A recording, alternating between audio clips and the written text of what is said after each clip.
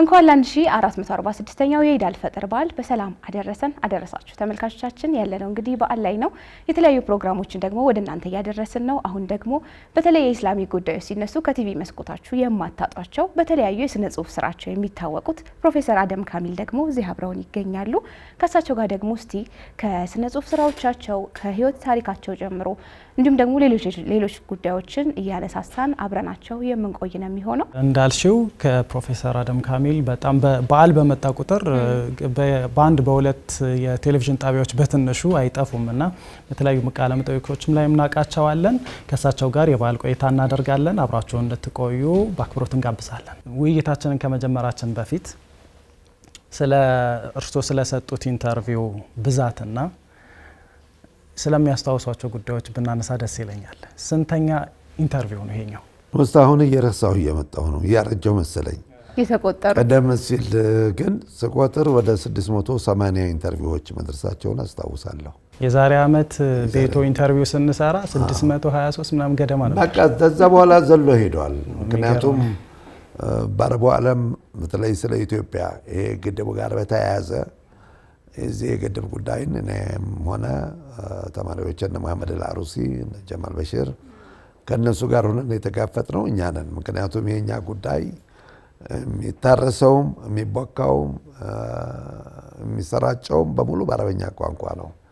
ያንን የመከታተል እጣ ፈንታ እኛ ላይ ወድቆ ነበር። ማለት እዚህ አረቡ ሀገር የተማርን ያደግን ሰዎች እና በግድቡ የተነሳ ብዙ አጋጣሚዎች ያጋጥሙ ነበር። ጥያቄው ይመጣል። እኛ ነበር ሀገርንም ግድቡንም ወክለን ስንሰጥ የነበረው። የግድቡን ሂደት ሳይ በሚዲያ ደረጃ በዚህ በመካከለኛው ምስራቅ 325 ሚሊዮን አረባውያን የተነጋገሩበት አጀንዳ ነበር ማለት እንችላለን። ከአፍጋኒስታን ጦርነት ከኢራቅ ጦርነት ቀጥሎ ትልቅ ሽፋን ያገኘው የግድቡ ጉዳይ ነበር። መነጋገሪያ ሆኖ መነጋገሪያ ወቅታዊ በቃ የወቅቱ ትኩሳት በሚል ነበር የተያዘው እና ያ ባለበት ሁኔታ ኢንተርቪዎች በተደጋጋሚ ይመጡ ነበር። ጥያቄዎች ውይዙ ማን ነው እውነት ኢትዮጵያ ይቺ የረሃብ ሀገር የምትባለው የ77ቱን ፒክቸሮቿን እያስቀመጡ ምክንያቱም ግብፃውያን በየትኛው ዓለም ስትሄድ እነሱ ያልተቆጣጠሩበት የሌሉበት ሚዲያ የለም።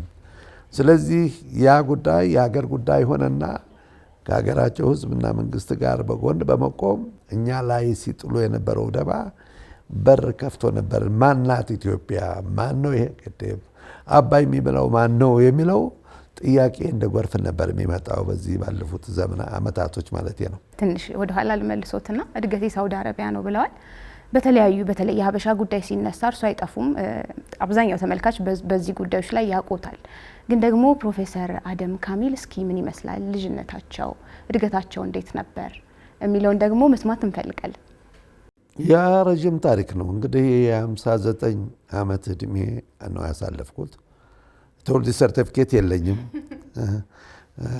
ቤተሰቦች ታላቅ ወንድሜ በተለይ የሚሉኝ የአንበጣው ዘመን ነው የተወለድከው ይሉኛል። ዘመን ይባላል። በአካባቢ የአንበጣ መንጋ ዘምቶ ነበር በአካባቢያችን ሰሜን ወሎ። በዛን ጊዜ ነው የተወለድከው የሚል ጥቆማ ይሰጡኛል። ያ እንግዲህ ሲታሰብ እስከ 60 እየገባሁ ነው ማለት እንችላለሁ። ከዛም ሊያልፍ ይችላል።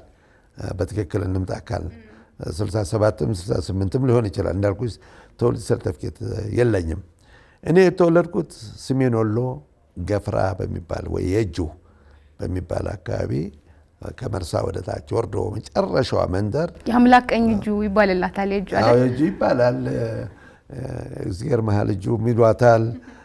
ግን ረሃቡ ደግሞ 65 እና 77 ያጠቃው እኛ ላይ ነበረ። በደንብ አድርጎ የገረፈን። ከዛ ነው ወደ ስደትም የገቡት ማለት ይችላሉ ዘመዶች። እኔው እዛ አካባቢ ወርሳሚሳ የምትባል መንደር እዛች ነው የተወለድኩት። ሚል የሚባል ወንዝ አለ፣ እዛች ዳር ነው። አሁን በህይወት የለችም ያቺ መንደር፣ ጠፍታለች። እንደ ታሪክ ግን ትወሳለች። እዛች ነው የተወለድኩት። ለቤተሰቦቼ እኔ 7ኛ ልጅ ነኝ ማለት ይችላለሁ ለአባትና ለእናቴ። እዛ ተወልጄ የመጀመሪያ ስራ የተሰማራሁት ከብት ጥበቃ ነው። ጥጃ ጥበቃ። ጥጃ ታውቂያለሽ? የከብት ትንሽ ከፍ ማለት ነው። ጥጃ ደግሞ እነሱን ይዤ ነበር የማሰማራው። በዛ ላይ ያለው አጋጣሚ ሆነና እኛ እንግዲህ ገጠር ውስጥ ንብረታችን ሳር ቤት ነው። መኝታ ቤቱም እዛ ነው፣ እንግዳ መቀበያውም እዛ ነው፣ ልጆችም ማረፊያውም እዛ ነው፣ ወላጆችም ማረፊያው ሁሉ ነገር እዛ ነው። ስቶሬሽም እዛው ነው ያለው። የመሬት ውዝግብ ነበርን መሰለኝ ከአባቴ ጋራ። የሆነ ሰውዬ ይመጣና ቤቱን ያቃጥለዋል። አዎ የሳር ቤቱን በአንድ ጊዜ አመድ ሆነ ሳር ቤቱን፣ ንብረቱን በሙሉ ወደመ። ከዛች ተነስተን ትዝ ይለኛል የተቃጠለ ልብስ ለብሰን ነው ያደርነው። ተውለደሬ ትባላለች። ወደዛች ተሸጋገርን። ውስጥ ነበራችሁ እናንተ ቤት ውስጥ? አሁን ነበር፣ ግን እንደው መቼም ትረፉ ሲለን ወላጆች ጥጥ ለመልቀም ወደ እንትን ተሰማርተዋል። የሉም እናት አባቴም ታላላቅ ወንድሞቼ። እኔና ሁለት ወንድሞቼና አንዲት እህቴን ከውስጥ አውጥቶ ከኬላ ውስጥ ማለት የእንጨት ኬላ ነው አስቀምጦ ነው ያቃጠለው። ተረፍን በዛ ማለት። ቃጠሎ ሲፋፋም እነሱም መጡ ወላጆቼ አንስተውን ወደዛች መንደር ሄድን። እዛች መንደር የተቃጠለ ልብስ ለብሰን ነው ያደርነው። የአጎቶቻችን ልጆች ነበሩ፣ ሁሴን ዴሎ ይባሉ ነበርና አላህ ይማረውና አርፈዋል። እሱ ቤት ነው ያረፍነው። እንግዲህ ቤት የለም ንብረት የለም ማለት ነው፣ ተቃጥሏል ሁሉ ነገር። ወላጆች በጣም በከፍተኛ ደረጃ ለብስጭት ተጋለጡ ማለት እችላለሁ።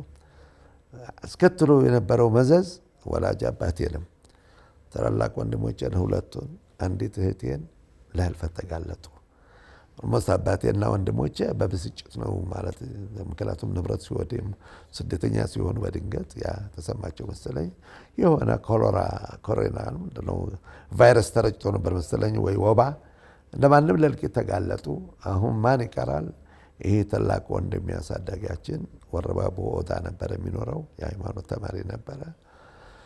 እሱ ተመልሶ መጣና እኛን ህፃናቶቹን ሰብስቦ የጓደኛውን ቤት ለምኖ እዛች እንድናርፍ ተደረገና እዛ እንግዲህ ማደግ ጀመረ። አሁን ቀን ጥጃ እንጠብቃለን፣ ማታ ማታ ያው ቁርአን በማገዶ ነው የምንማረው። እሱ እያስተማረን ቁርአን ሳይማሩ እንዳያድጉ የሚለውን ነገር ትኩረት ሰጥቶ በዛ እስከ 20 ጁዝ ማለት ከ30ው ምዕራፍ 20ው ምዕራፍ ጨረስኛ። በኦረኔ ማለት እንግዲህ ታች ከብት የምታሰማራበት ቦታ ነው። ከዛ በኋላ እሱን የሚያቀሩት ሼህ መሐመድ ሼህ የሚባሉ ኦዳ ሼሁ ነበሩ። ናና ለየቲሞቹ ለወንድሞች ስል ወደ ውጭ አገር ልውሰድህ ብለው ይጠይቁታል። 3 ከብቶች ነበሩት የሱ አስሊ ገጣ ማን ባሉ ነበሩ። እነሱን ሽጦ ያን ጊዜ ጠገራ ብር የማዘር ቴሬዛ ነበረ ይዞ ጉዞውን ወደ መካ ወደ ሳውዲ አረቢያ ሆነ። በ1383 እንደ ሂጅራ አቆጣጠር ማለት ከ1446 ስትቀንሽው እንግዲህ ወደ 60 ምናምን ዓመት ይሆናል። ጉዞውን ጀመረ። እዛ እሳቸው ሲሉት ለእኒህ ለህፃናቶቹ እንዲጠቅማቸው ብዬ ነው መወስድህ ብለው ነው የወሰዱት። እዛ እንደደረሰ በቀጥታ የሳውዲ ዜግነት አገኘ። ካገኘ በኋላ የተቀደሰው መካ አገልጋይ ሆኖ እዛ ተቀጠረ። ያው የሳውዲ ዜግነትም አግኝቷል። ከዛ እሱ በሄደ በሁለተኛው ዓመት 2 ጠገራ ብሮች ላከ ቤት እንድንገዛልን የሳር ቤት መጠለያ እንዲሆን። ያቺ መጣች። አንድ መሐመድ ሐሰን የሚባል የአካባቢ ተወላጅ የሆነ ለሐጅ ሄዶ ከሱ ጋር ተላከ። ያቺ 2 ጠገራ ብር መጣች። በዛች ቤት ሳር ቤት ገዛን። አዎ ሳር ቤት ገዛን። አሁን ቤት ተገኘ። ትልቁ ድራማ ከዛ ቀጥሎ ሊመጣ ነው። እድሜያችሁ ስንት ነበረ ግን በሰዓት? እድሜያችሁ ስንት ነበረ? ያን ጊዜ እንጃ ከ7 ዓመት አይበልጥም። አዎ ከ7 ዓመት አይበልጥም። ስለዚህ ቤት ተገዛ። ለካ በሩ ጣውላ ነው፣ ራሱን የቻለ ዋጋ አለው፣ ሌላ ዋጋ። ከጊዜ በኋላ መጡና የቤቱ ባለቤቶች ይሄን በሩን እናነሳለን አሉ። በር ተነሳ ማለት ለጅብ ተጋለጥክ ማለት ነው። መረጃው ሲደርሰው 1 ሽልንግ ላከ፣ 50 ሳንቲም ማለት ነው በዛን ጊዜ። በ50 ሳንቲም በሩን ተገዛ። ቤት ከነበሩ ተገኘ ማለት ነው። በ2 ጠገራ ከዛ 1 ሽልንግ 1 ሽልንግ በዛ ቤት ከነበሩ ተገኘ። ከዛ በኋላ እሱ በሄደ በ3ኛው ዓመት አምጡልኝ ብሎ ላከ። አንድ ሼህ መሐመድ አሚን የሚባሉ ጓደኞች ነበሩት። እሳቸው መጡና ተዘጋጃሉኝ። አጋጣሚ እናቴ ማርፋለች በዛን ሰዓት ላይ እና ይዘውኝ በጉዞ ሀይቅ ገባን። ሀይቅ ማለት ደቡብ ወሎ። እዛ ስንደርስ የመጀመሪያ ጊዜ መኪና ያየሁት ያን ዕለት ነው። በኋላ ሀጂ ምንድን ነው ይሄ የሚንከባለለው ቆርቆሮ አልኳቸው። አልሄድም አላሉ። ሳቁና ግባ ዝም ብለህ አሉኝ። እሺ ብለን ደሴ ያጣርን። ደሴ ስንገባ አንድ መሐመድ አሚን የሚባል ሱቅ ያለው ወዳጃቸው እዛ ሱቅ ውስጥ ነው ያረፍነው። እዛ ገባን። ሌሊቱን ቅዝቃዜው እኔ ያለችኝ ሶትርያ ትባላለች። ትንሽ ነገር የለበስኩት። ደሴ አየሯ ይከብዳል ትንሽ በጣም ቅዝቃዜው። ሌሊት ሰውየው ይሄ ሱቁ ባለቤት አየና እንደዚህ ዘፈዘፈኝ። ብርድ ልብስ ደረበልኝ። አሁን ተኛው። ጠዋት ጉዟችንን ጀመርን ወደ ወልዳዬ ትንሽ መታወቂያ ወረቀት ወሰዱ። የኔ ማንነት የምትገልጽ መታወቂያ ቆራጭ ወረቀት። ጉዟችንን ጀመር። መቀሌ ደረስ። ከመቀሌ አስመራ ላይ ፕሮሰስ ተጀመረ። የጉዞ ፕሮሰስ ሰነድ ለማውጣት ፓስፖርት እንግዲህ አይቻልም። ሌሴፓሴ ትባላለች ነጭ ወረቀት ከነ ፎቶግራፊ ለሀጅ ተጓዥ ተብሎ በዛች አወጡልኝና ከዛ ምጽዋ ገባን። ከምጽዋ 282 ብር ተከፍሎ ደርሶ መልስ በመርከብ ጅዳ ገባን። እሳቸው እዛ ድርሰው የተመለሱ። እኔ ጉዞዬን ጀመርኩ። ጅዳ ስደርስ ወንድሜ ታላቅ ወንድሜ ተቀበሉኝ። መካ ገባን። መካ እንደገባሁ እንግዲህ አረብኛ ቋንቋ ሌላ የህይወት ምዕራፍ ነው የሚሆነው። አዎ ሁለተኛው ዙር ሊጀምር ነው። ያን ጊዜ 7 ዓመት ነው እድሜ የተረጋገጠው። በኋላም ወንድሜ የሚያረጋገጡልኝ። አሁን እዛ ገባን። እዛ ስንገባ ትንሽ አረብኛ ቋንቋ የተማርኩ የተቀደሰው ሐረም ውስጥ ትላልቅ የሃይማኖት መሪዎች ነበሩ። እነሱ ጋር መሻለሁ። አረበኛ ጀመርኩ። ትምህርት ቤት ሄጄ ጠየቅኩኝ ልመዝገብ ብዬ ሲሄድ ፓስፖርት አምጣ ተባልኩ። ፓስፖርት ከየት ይመጣል? ተነስተን ጅዳ ሄድን። ቆንስላው እዛ ነበረ በዛን ጊዜ። እዛ ሄድን። ስንጠይቃቸው አይ በሀጅ ነው የመጣሁት ተመልሶ ወደ ሀገሩ ይመለስ ተባለ። እንግዲህ ተነፈኩ ማለት ነው የመጀመሪያውን ፓስፖርት እንደማይሰጥ። ከዛ ወደ ፓኪስታን ልሄድና ልማር ብዬ ጥያቄ ሳቀርብ ደግሞ ኤምባሲው አይ ፓስፖርት ካላመጣ 12ኛ ክፍል ከሌለው ደግሞ አይቻልም ተባለ። ይሄም ሁለተኛ ማነቆ ነው። ከዛ የመኖሪያ ፈቃድ ደግሞ የለኝም። አጋጣሚ ወንድሜ ትልቅ ቦታ አላቸው በዚህ በተቀደሰው መካ። ንጉሥ ፋይሰል ሲመጡ ምንጣፍ የሚያዘጋጁላቸው ዘምዘም ውሃ የሚሰጧቸው እሳቸው ናቸው። ከዕለት ዕለት ምሽት 2-3 አጃቢ ነው ይዘው የሚመጡት ንጉሱ። እንደዚህ ክራውድ ነገር የለም፣ ሞተር ሳይክል የለም፣ አይታወቅም። ያኔ ጊዜው መጡና ልክ ዘምዘም ሰጠውት። ትንሽ ወረቀት ይሄ ወላጅ አልባ የሆነ ወንድሜ ነው ላሳድገው አምጥቼው ነውና እንደ ፈቃደኛ ከሆኑ መኖሪያ ፈቃድና ትምህርት ቤት እንዲመዘገብ ትእዛዝዎን ሲሉት ወዳው ከጀርባቸው ላለው አጃቢ ሰጡትና በአስቸኳይ ይሰጠው የሚል ትእዛዝ። አሁን ችግሩ ተፈታ ማለት ነው። ኦልሞስት የሳውዲ ዜግነትን ቢጠየቅ ወዳው ነበር የሚወሰነው። ግን እንደ የአዋቂ ጥፋት በ10 ይቆጠር ነገሩ አላህ እሽቶት ነው ማለት ይችላል። እኔው ያነ ተፈቀደልኝ። ትምህርት ቤት እየተመዘገብኩ አሁን ቀጠልኩ። ትምህርት እንዳልኩ የአረበኛ ቋንቋ ነበር። ከዛ እየተዋህድኩት ምን ያልኩ ተማርኩኝ። እስከ 12ኛ ክፍል መካ ጨረስኩ። ሳይንስ ነበር የተመረቁት። ከዛ በኋላ ወደ ኪንግ አብዱልአዚዝ ዩኒቨርሲቲ ጅዳ ሄድኩኝ። ያው የንጉሱ መልእክት ስላለች ምንም አልነፈጉኝም። ተቀብለው እንድመዘገብ አደረጉኝ። ኢኮኖሚና ፐብሊክ ሚኒስቴር ፖለቲካል ሳይንስ። በብቸኝነት ኢትዮጵያዊ የገባው እኔ ነኝ። እዛ ዩኒቨርሲቲ ውስጥ እጅግ ታዋቂ ዩኒቨርሲቲ ነው። እዛ 4 ዓመት ተማርኩና ሰቃይ ነበርኩኝ። እንግዲህ ብሶትም ስላለ የምረቃዬ ቀን ደብዳቤ ሰጡኝ ለኤምባሲ እንዲገኙ የሚል። የተሰጠው መልስ ምንድን ነው? አይ እኛ እንዳለ ውጭ ጉዳይ ሚኒስቴር ፍቃድ ካላገኘን አንገኝም አሉ። አለቀስኩ። ሳለቅስ መደኒ ኢላቂ ይባላል ድኒ አቅፍ አድርጎ ሳመኝ። አንተ እኮ የኛ ልጅ ነህ ተዋቸው አለኝ። አሁን የንጉሥ ሰልማን አማካሪ ነው በአጋጣሚ በአሁኑ ሰዓት። ከዛ ተመርቄ ዲግሪን ይዤ መጣሁ። እዚህ መጣሁና ተግባራዊ ሄድ አመዛዙን ልጅ ብዬ ሰጣቸው። አነበበና እዚህ ሀገር ቦታ የለውም ይዘህ ተመለስ ተባልኩ። እንዴ ምን አይነት እርግማን ነው አልኩ። እዚህ ሀገር ያገለው እንግዲህ በአረበኛ ስለሆነ ቦታ የለውም ይዘህ ተመለስ። ይዤ ተመለስኩ። ተመልሼ ሌላ ሙከራ ጀመርኩኝ ትምህርትን ለመቀጠል። ተነስቼ የት ሄድኩ? ካይሮ ሄድኩ። ካይሮ ሄድኩና አይን ሸምስ የሚባል ዩኒቨርሲቲ ተመዘገብኩ።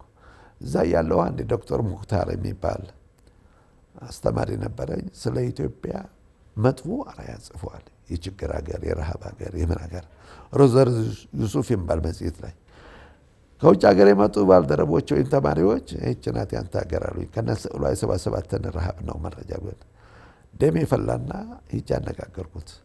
ተሰማህ አይደል አለኝ። አዎ አልኩት።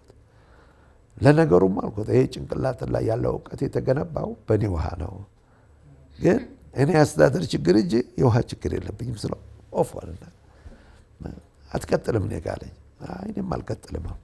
ከዛ ተነስቼ ወደ ራዋልፒንዲ ነው ፓኪስታን ሄድኩ። ከዛ ማስተርሴና ፒኤችዲን ጨረስኩ። እንደማንም ይዤ ተመለስኩ። 83 ኢህአዴግ ሲገባ እንትን ታወጀ በነፃ የመጽሐፍ የመደራጀት። እኔም ባለጌ ነኝ የውጭ መንፈሴን ይዤ መጣሁና አንድ መጽሔት መሰረትኩ አፍሪካ ቀንድ የሚባል። መጽሔት የራሱ ሳምንታዊ ነው ወርሃዊ ነበር። በጣም በጊዜው ፌመስ ነበር። ዶክተር አብደላል አዛም የሚባል አስተማሪ ነበረኝ። እሱ አንድ ጊዜ ቀኝ እጄን ይዞ እናንተ ሀበሾች በእስልምና ያላችሁን ክብር ማወቅና ማሳወቅ ቀርቶ የተጻፈላችሁን እንኳ አታነቡም ብሎኝ ሄደ። አፍጋኒስታን ሄዶ ተሰዋ። ነፍሱን ይማረው። የታወቀ ነው ዶክተር ነበር። ከዛ ቀጥሎ ደግሞ አንድ ሱዳናዊ ፕሮፌሰር አብደላ ጠይብ ባል እስላማዊ ስደት ወደ ሱዳን፣ ቢላል ሱዳናዊ፣ ነጃሺ ሱዳናዊ ብሎ ግጥም አድርጎ ጽፎ መጽሐፍ አወጣ። ይሄ ነገር እንዴት ነው ወደ ሀበሻ ሄዶ ነው እስልምና ጥሪው ሱዳን የደረሰው ከኔ በኋላ በ36 ዓመት ነው። እንዴት ሊሆን ይሄ ባለቤት አልባ የሆነ ታሪክ እያልኩ ሳሰላሰል ያ ፕሮፌሰር ጋር ጅዳ ተገናኘን። አምባሳደር ዑስማን የሚሉት ጋር ነበር። እዛ ያለን እንደ ፕሮፌሰር ከምን መነሻ አድርገን ነው ይሄን የጻፍከው ስለው ይሄ ታሪክ የእናንተ መሆኑን እናውቃለን፣ ግን እናንተ አልፈለጋችሁትም፣ እኛ በአፍሪካዊነታችን ወስደን ተጠቅመናል።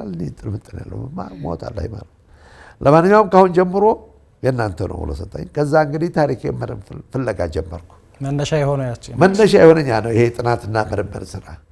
በዛ የተነሳ እንግዲህ ሁይዙ ማን ነው ነጃሺ፣ ማን ነው ቢላል፣ እስላማዊ ስደት ወደ ሀበሻ ምንድን ነው የሚለውን በሰፊው መስራት ጀመርኩ። እሱ ነው አሁን ይበልጥ ያዳበረልኝና የኢትዮጵያን ትክክለኛ ገጽታ በውጭ ዓለም በሙስሊሙ ዓለም ለማስረዳት እየጣርኩ እስካሁን ድረስ 42 የሚሆኑ ጥናቶች ሰርቻለሁ። ከነሱ 7ቱ ታትመዋል። ሌላው ባለቤት አልባ ሆኖ በመሳቢያ ውስጥ ታሽገው ይገኛሉ። ገና በመንገድ ላይ ናቸው። የሚያሳትማቸው ከተገኘ ደስተኛ ነኝ። የሀገር ታሪክ ነው። ግን ምናልባት ተስፋዬ ኢትዮጵያ እስልምና ጉባኤ አሁን ባለው ሁኔታ እንደ ባለቤት ሆኖ ይሄን ነገር ቢያሳትምና ቢያሳውቀው፣ ምክንያቱም ይሄ ሀገር ታሪክ ነው። ይሄ መንግስት አይደለም። ምክንያቱም ስህተት አለኛም ጋር ይሄን በተሞክሮ ያየሁት ነው። እኔ ጋር የዲፕሎማሲ ስምሪት ስህተት አለ። እዚህ ሀገር ትልቅ ትምህርት ያገኘሁት ይሄ ነው። የኛ ችግር እንዳልኩን ቦካው በአረበኛ ነው። ግን ለመከላከልም ሆነ ለማወቅም ሆነ ታሪካችን ወደ 13 ነጥቦች አሉ ኢትዮጵያን ከመካከለኛው ምስራቅ ጋር የሚያስተሳስራት። ያ አይታወቅም። ያን የማዳበር ስራ የዲፕሎማሲ ስራ ነበረ። ሌላው ደግሞ ትልቁ ድክመተኛ ሀገር የአረበኛ ቋንቋ ሚዲያውም አንጠቀምም፣ ድርጅቶችም አንጠቀምም። ይሄ ደግሞ ማግለሉ ራሱ ለሀገር ጉዳት አመጣ። ኢትዮጵያ በጂኦግራፊ አቀማመጧ በእምነት ግንኙነቷ ራሱ ሁሉም እምነቷ ከመካከለኛው ምስራቅ የመጡ ነው። አይሁድ በ570 ከልደት በፊት፣ ክርስትና በ350 በኢዛና ዘመን፣ እስልምና በ615። አጋጣሚ እስልምና ታሪክ ላይ እኔ ወደ ቱርክ ሀገር ነው አልፎ አልፎ ትምህርት ሰጣለሁ። ከጸጉሬ ለትሩፋት እየቆረጡ ይወስዳሉ። የነጃሺ ዘር የቢላል ዘር እያሉ ከትሩፋት እንደ ለትሩፋት ለበረካት ፓኪስታን ሄድክ እንደሆነ እዛው ተመሳሳይ ነው። ልክ አዲስ አበባ ኤርፖርት ስትደርስ ያንን ክብር ታጠዋለህ። ማን ነኝ እኔ ማለት ነብዩ ሰለላሁ ዐለይሂ ወሰለም በዛ ቀውጢ ሰዓት ላይ ይህንን መልእክት ዓለም አቀፋዊ ይዞታ መሰረት እንዲጥል በሚጥሩበት ሰዓት ላይ ከፍተኛ ችግር ነበር። ጥሪያቸውን መቀበሉ መተግበርም ወንጀል ነበር። ግድያ ያስከትላል፣ ስርዓት ያስከትላል፣ ንብረት ማስወረስን ያስከትላል። ይሄ ታሪክ ላይ መታነበው ነው። በዛች ቀውጢ ሰዓት ነብዩ እንደመጨረሻ ነብዩ ሰለላሁ ዐለይሂ ወሰለም ሂዱ ወደ ሀበሻ ብለው ነው የጠቆሙት ለተከታዮቻቸው። ሀበሻ ምን አለ? ፍትሐዊ ንጉሥ አለ፣ ለማንም በደል የማያደርስ የእውነት ምድር የሰየሙ በብቸኝነት። ግብፅ ብትሄድ ዌልካም የተባረከችው ግብፅ እንኳን መጣህ ይልሃል ማስታወቂያው ከኤርፖርት ጀምሮ እስከ መጨረሻ። እኔ ጋር ግን የእውነት ምድር ብለው የሰየሟት ነቢዩ መሐመድ በየአደባባዩ እንኳ አርማ አድርገን ለምን ነው ይሄን ያሉት አላወቅኩትም። ለማንኛውም በመጀመሪያው ዙር በ614 12 ወንዶች 4 ሴቶች መጡ። በ615 ጥሪውን ይዘው አስተማማኝ ሀገር ነች ተብሎ ወደ 182 ደረሰ። እጅግ በጣም እንቁ ታማኝ የሆኑ የነቢዩ ተከታዮች ናቸው ተሰደው እዚህ ሀገር እፎይታ ያገኙት። ያ እንግዲህ እዚህ ቆይታቸው ስንት ጊዜ ነበረ? ስንቱ ተወለዱ። እስልምና ጥሪን በመቀበል በአጋጣሚ ከመዲና በፊት መዲና ማለት ሁለተኛው ጣቢያ ነው። በ622 ነው እዛ የደረሰው። 615 ግን ነጋ ደርሰዋል። ከሲሪያ ከኢራቅ በፊት በ18 ዓመት እንቀድማለን። ከፈለስጢን በፊት በ21 ዓመት እንቀድማለን። ከግብፅ በፊት በ24 ዓመት እንቀድማለን። ከአልጀርስ ከሞሮኮ በፊት በ27 ዓመት እንቀድማለን። ከሱዳን በፊት በ36 ዓመት እንቀድማለን።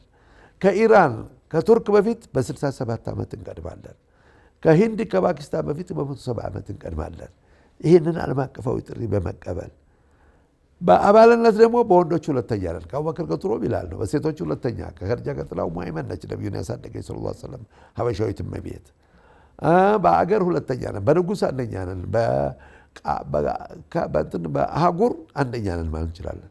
ይሄ ታሪክ ያለን እኛ ዛሬ 2 ቢሊየን ሙስሊም በዓለም ለዚች ሀገር ባለ ዕዳ ነው። ይሄን ይመሰክሩልኛል። የትም ቦታ የማገኛቸው የዓለም ሙስሊማት እስያ መሄድ አፍሪካ መሄድ በእናንተ ውለታ የሚለው ነው ልዩ ከበሬታ የሚሰጥ።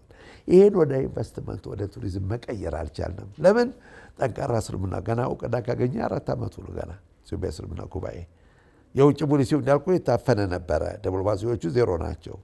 እንዳላ ያሳይ። አሁን የረሻን አምባሳደር አልፎ አልፎ አገኛቸዋለሁ። አማርኛ ሲናገሩ ጎጃም ተወልደው ያደጉ ይመስላሉ። እንዳውም በቅርቡ መጽሐፍ አሳትማሉ። ይሄ ነው የዲፕሎማሲ ሙያ። እኔ ግን መካከለኛው ምስራቅ አሁን ነው ትንሽ ጭላንጭል እያየሁ ያለሁት። አረበኛ ሙስሊሞች እዛ እየተመደቡ ነው ያለው። ስለዚህ ያንን መስራት አልቻልንም እንጂ ያን ብንሰራ ቱሪስቱም ኢንቨስትመንቱም ሁሉ አሁን እነዚህ ግድቡን በተመለከተ ብዙ አሁን ነገ በብዛት ውጭ ነው ማሳልፈው ፊልም ዶኩሜንተሪ ለመስራት ግድቡ ላይ ጥያቄ ቀርቧል። ግን ሰላም አለ ወይ ነው ጥያቄው።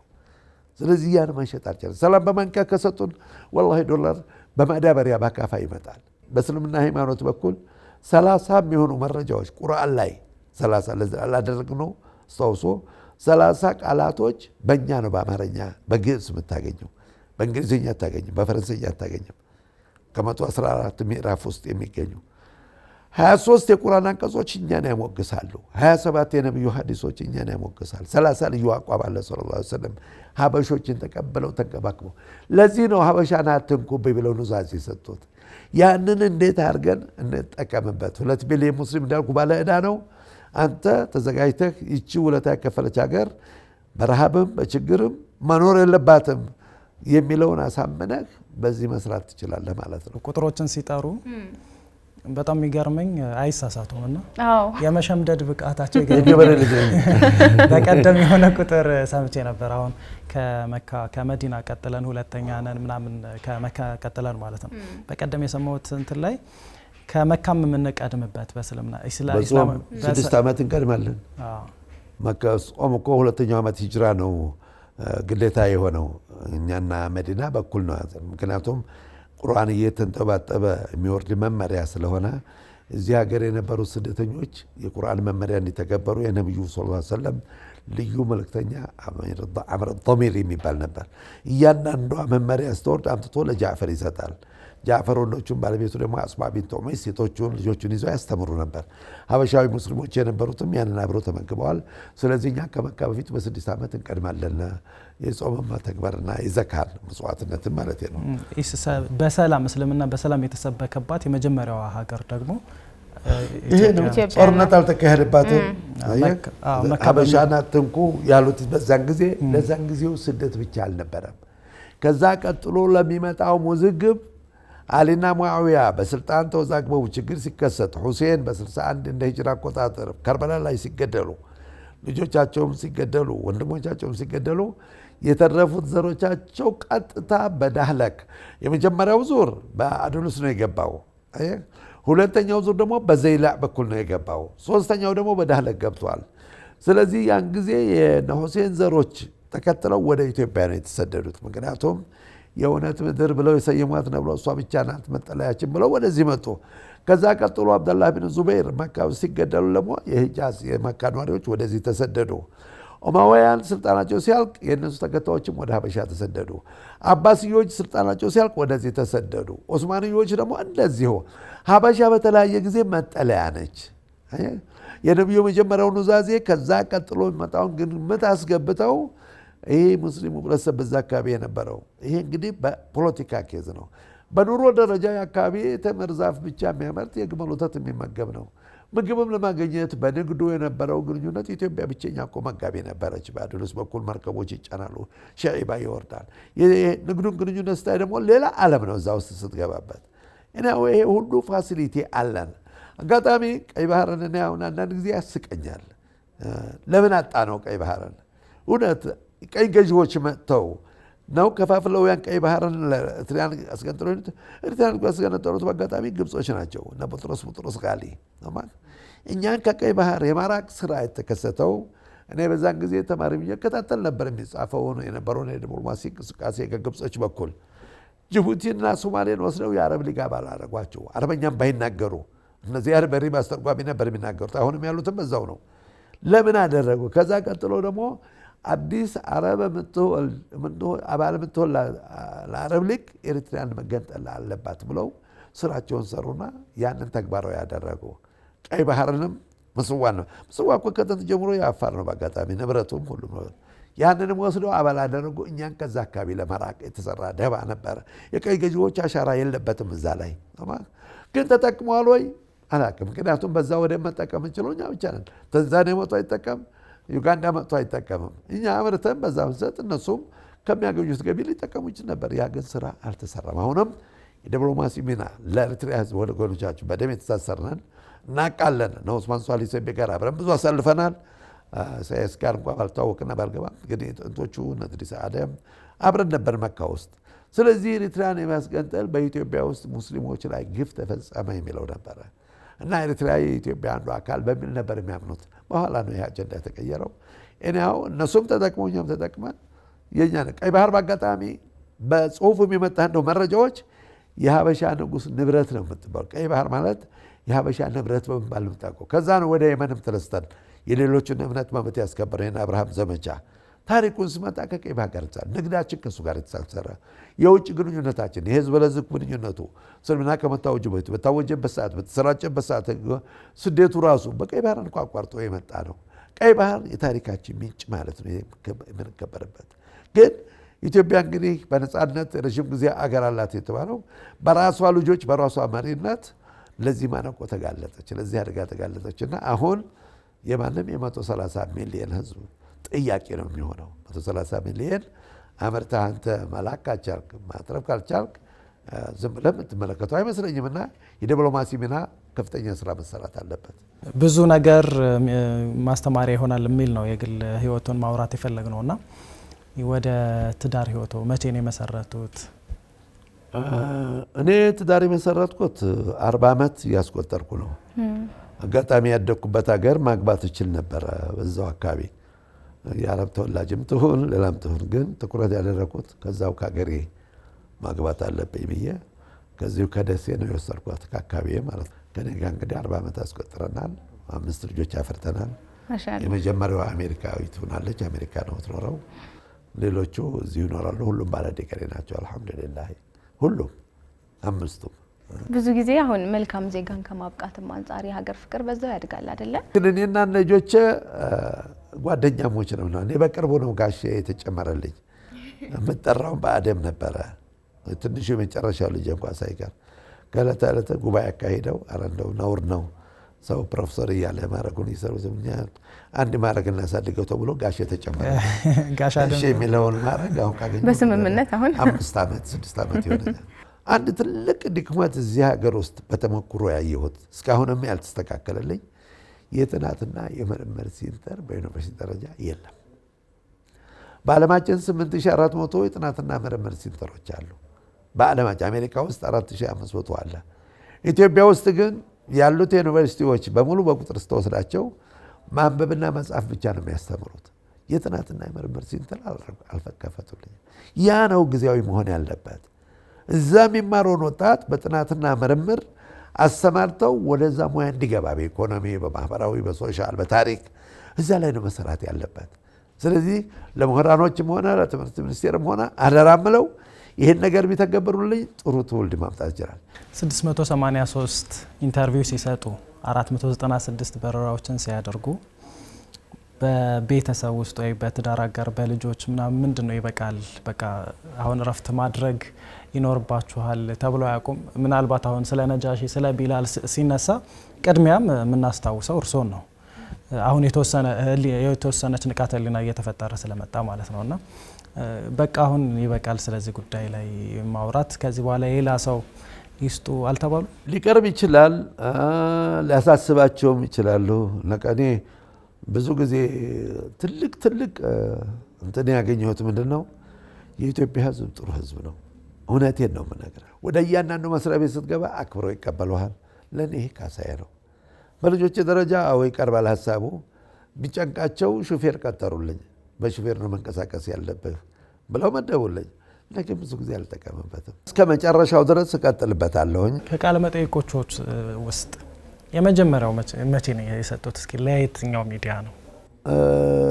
የሳዑዲ ሜዳ ይመስለኛል። ለመጀመሪያ ጊዜ ሲቀርቡ ሳዑዲ ሜዳ አንድ ጋዜጣ ነበረ እዚህ ኦካዝ ያልኩህ። ይሄ ጓደኛዬ ዶክተር አብዱልአዚዝ ቃሲም የሚባለው ኢንተርቪው አድርጎኝ ብዙዎቹ የሚገምቱኝ አብሮ አደጎች ሳዑዲዎች ናቸው።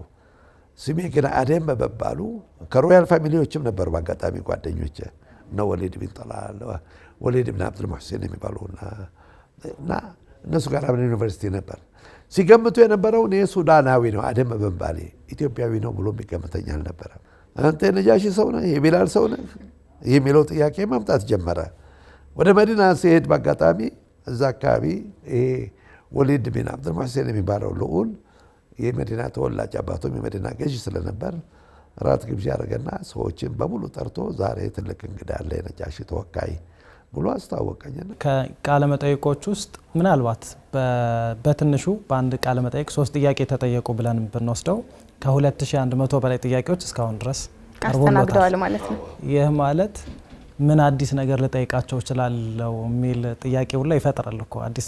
አዲስ የተጠየቁት የሚያስታውሱት በጣም እስካሁን ድረስ የገረሙት ወይም ደግሞ ሊረሳውት ያልቻለ ጥያቄ አለ? በዚህ ጉዳይ ላይ አውርቼበት አላቅም የመጀመሪያ ነው የሚሉት? አንዴ ትልቅ ችግር ያለው አንዱ ጥያቄ የመጣለኝ እንደዚሁ አረባዊ ጋዜጠኛ ነው። በተለይ ሰሞኑንም ሲኤንኤን ላይ ዱባይ ላይ የሰጠሁት ሲሪያዊ ነው ጋዜጠኛው። አንድ ጥያቄ ያቀረበልኝ ተሞልተዋል እነሱ ከጥንትም ጀምሮ ኢትዮጵያ ክርስቲያን ደሴት ትባላለች። በኢትዮጵያ የሚገኙ ሙስሊሞች ነው የሚባለው። እውነት የኢትዮጵያ ሙስሊሞች ብዛታቸው፣ አሃዛቸው፣ አሰፋፈራቸው ምን ይመስላል አለኝ። ጥያቄው ልክ ነበር። አዎ በአፄዎቹ ዘመን በኢትዮጵያ የሚገኙ ሙስሊሞች ነበር የሚባለው። ግን እኛ ያለው ታሪካችንን ያው ገጠር ውስጥ ስለሆነ ለዛ መስጠው በአፍሪካ 3ኛ በዓለም 9ኛ ናቸው ስለ ማመን አቃተው። ትክክለኛ ይሄን ስታቲክስ አለ? አዎ አመጣውለት። የሆኑ ገጠመኞች ይኖሩታል መቼም በበረራ ላይም ሆነው በቃለ መጠይቅም ላይ ሆነው ማይረሷቸው በጣም የሚያስገርሙትም ሊሆን ይችላል። የሆነ አሳንዛይ ልንለው ምን ሊሆን ይችላል። እስኪ ከገጠመኝ አንድ በረራ ነበረኝ ወደ ግብጽ ያደረኩት ጀዳ፣ ዱባይ፣ ካይሮ፣ ጀዳ የሚል ቲኬት ይዣለሁ። ጀዳ፣ ዱባይ፣ ካይሮ፣ ጀዳ ደርሶ መልስ ኮንፈረንስ ነበረኝ። ሰሚራሚስ ሆቴል የሚባል 5 ኮከብ ያለው። ካይሮ ስደርስ ካውንተር ላይ ያለው 100 አለቃ ቲኬቴን እያገለባበጠ ያያል። አንድ 5 ደቂቃ 10 ደቂቃ ያህል አቆየኝ። ምን ነው ግራ ተጋባህ አልኩት። what is the problem ስለው መልሰት you are from ኢትዮጵያ አለኝ። አዎ። እንዴት ኢትዮጵያዊ ሆነህ ይሄን ትኬት ቆርጠህ እዚህ 5 ኮከብ ሆቴል ታርፋለህ ብዬ ነው።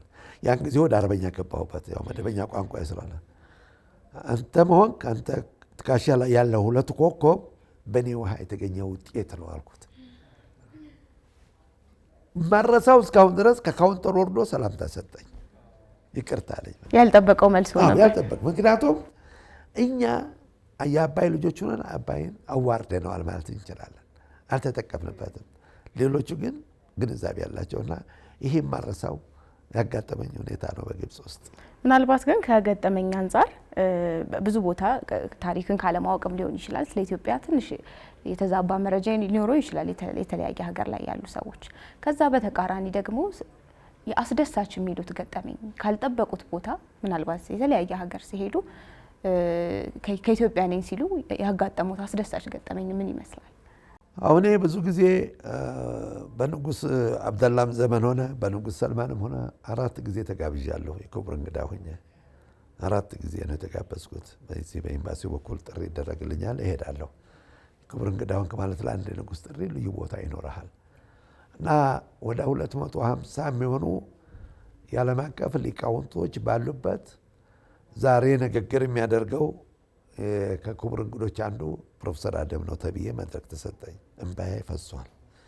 ብዙ ፕሮፌሰሮች አሉ፣ ብዙ ምሁራኖች አሉ። ግን እዛ ተመርጬ አንተ እኮ የነጃሺ ሰው ስለሆንክ ነው እንደዚህ የመረጥንህ ቅድሚያ የሰጠንህ ብሎ ጋባዤ ነገረኝ። ከዛ አልፎ በምሽት ላይ አሁን አሉ የሚባሉት ኢማሙ አብዱልአዚዝ አብዱራህማን ስዴስ የመካው ትልቁ ኢማም በሚኒስቴር ማዕረግ ከእሳቸው ጋር የተነሳሁት ፎቶግራፍ አለኝ። ከመዲናው ኢማም ጋር በጋራ የተነሳሁት አለኝ። መኮራበት ታሪክ ነው። ሁሉም ተቀብሎ በጋራ ካሜራውም ሁሉ ሽፋን ሰጥቶት ሲያስተናግዱ ነው። ስላልታወቀ ይመስለኛል በትክክል ምን ማለት ነው ወደ ሀበሾችን አትንኳቸው ማለት ስላልታወቀ ነው እንጂ የውጭ ሰዎች ናቸው አሁን ሲነግሩን በንጉስ ቤተ መንግስት ትልቅ ሰዎች በተገኙበት ንግግር እስከ ማድረግ ከአንድም 4 ጊዜ ግብዣ ሲደረግ እንደዚህ ቅድም እንዳነሱልን ደግሞ ጸጉር ጨራሽ መዳበስም መቁረጥም ድረስ ይደርሱ ከሆነ ቅርስ ማድረግ ማለት ነው። አዎ ያው የእሳቸውን ጸጉር ቢጨርስም ግን የሚያደንቁት ሀገር ወይም ደግሞ የተለየ ትኩረት የሚሰጡት አለ ካዩዋቸው ሀገራት መካከል ሞሮኮ በጣም ቆንጆ ሀገር ከሚሰጡ ከበሬታ ያላቸው ተፈጥሯዊ ሁኔታ የሀገሪቷ ውበት ንጽህናውን ያየ እንደሆነ ትኮራለህ። ምን ነው ኢትዮጵያ ውስጥ ይሄ ነገር ባገኘው ትላለህ።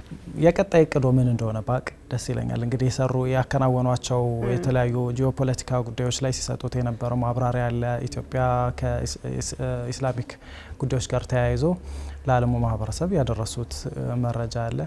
ቀጣይ ግን ምን ማየት ይፈልጋሉ? ምን አድርጎ ምን አሁን ሲሰሩበት የነበሩ ጉዳዮች ዙሪያ ምን ደርሶ ማየት ይፈልጋሉ? ኦልሞስት በመካከለኛው ምስራቅ ብዙ ድርጅቶች አሉ። ዓለም አቀፍ እስላማዊ ድርጅቶች በአባልነት የታቀፉት የዓለም አቀፍ ሙስሊም ህብረተሰብ የሚባል ድርጅት ጽህፈት ቤቱ ጅዳ ነው ያለው። ኢስላሚክ ባንክ ጅዳ ነው ያለው። እስላማዊ ጥናት የራቢጣ የምንለው ሳኡዲ ነው ያለው። የንጉስ የእንትና ፕሪንስ ማንንትና የኮይቱ የልማት ድርጅት እዛ ነው ያለው። የኢሚሬት የሼክ ዛይድ ኸሊፋ ድርጅት እዛ ነው ያለው። የኳተሩ ዒድ አልሳኒ የሚባል ድርጅት ወይም ኳተር ኸይርያ በጎ አድራጊ ድርጅት እዛ ነው ያለው። እኛ ዋልናው በእነኚህ ድርጅቶች በአባልነት አፍሪካ 30 አገር በላጥ በአባልነት ይገኛሉ። አሁን እዛ ዓለም አቀፍ እስላማዊ ድርጅቶች ውስጥ ህብረቱ ላይ እኛ የለንም። እስላሚክ ካውንተር ላይ የለንም። ለምን ስንል እንግዲህ የእስላማዊ ታሪክ ያለባት የነጃሺ ሀገር የሚለን ሀገር ምን አላቀርበን ተጠቃሚ ብንሆን ለሚመደበው በጀት እና ስለዚህ ያልተሰራ ብዙ ስራ አለ። በቀጣዩ እድሜ ከሰጠኝ አሁን በተለይ እስልምና ጉባኤ ውስጥ የውጭ ግንኙነት ስራ ውስጥ ነው ያለሁት። የንጉሱ አማካሪ የፕሬዚዳንቱ አማካሪ ሆኜ እነኚህ ነገሮች ተጠቅመው ይሄን ስልህ ታዲያ አረበኛ ቋንቋ ወደ ኢትዮጵያ መጣ።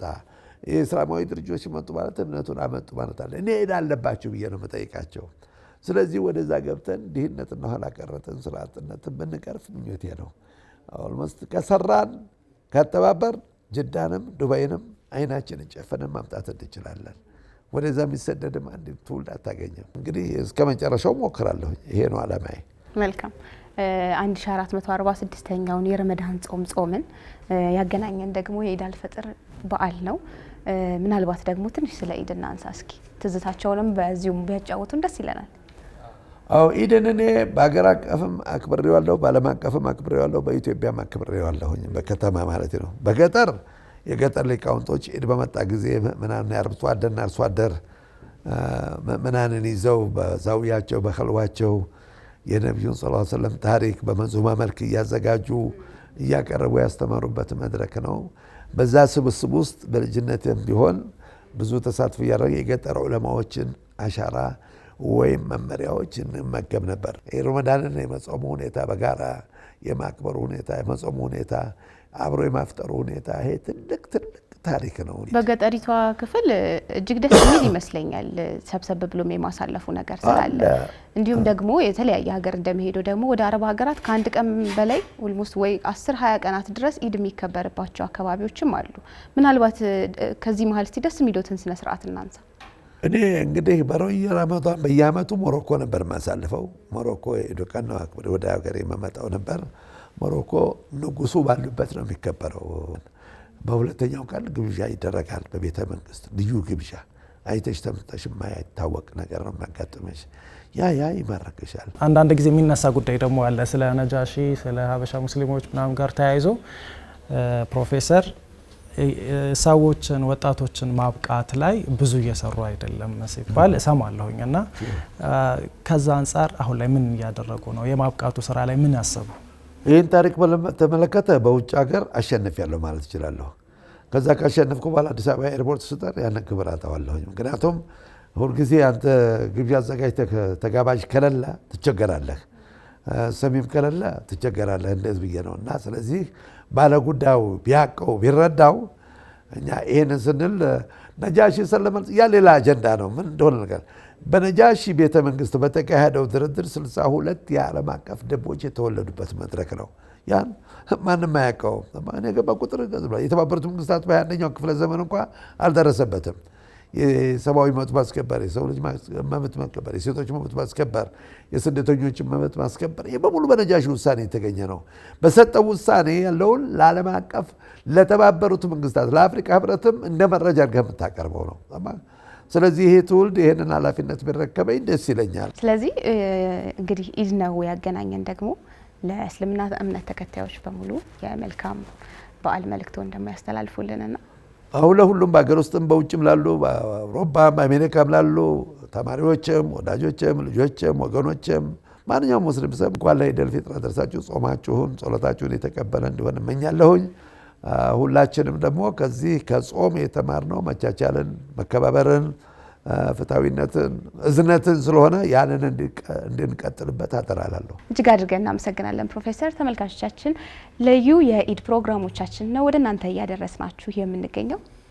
አሁን ደግሞ ከፕሮፌሰር አደም ካሚል ጋር ያደረግነው ቆይታ ይህንን ይመስል ነበረ። ሰዓት ይገድበናል እዚህ ላይ ለማቆም። ለመላው እስልምና እምነት ተከታዮች እንኳን ለ1446ኛው ዓመተ ሂጅራ የኢድ አልፊጥር በዓል በሰላም አደረሳችሁ በድጋሚ እንላለን። ከቀሪ የኤንቢሲ ኢትዮጵያ የበዓል ዝግጅቶች ጋር አብራችሁ እንድትቆዩ በአክብሮት እንጋብዛለን። መልካም ቆይታ።